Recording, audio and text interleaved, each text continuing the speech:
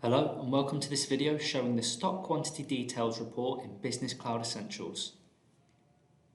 The Stock Quantity Details report in Business Cloud Essentials provides you with real-time insight of stock quantity per location. Simply select your stock item and generate the report. You are then presented with a report detailing the stock quantities for different locations. This is all real-time data. Furthermore, not only does the report note current stock figures, but also demand quantity and picked quantity to give a calculated free stock quantity.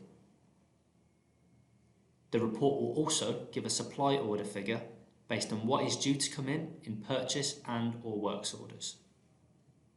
The report details all of the locations in which the specified item is found by default.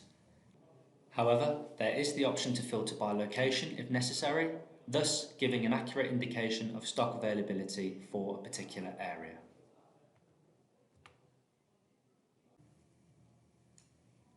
That concludes our video on the Stock Quantity Details report in Business Cloud Essentials.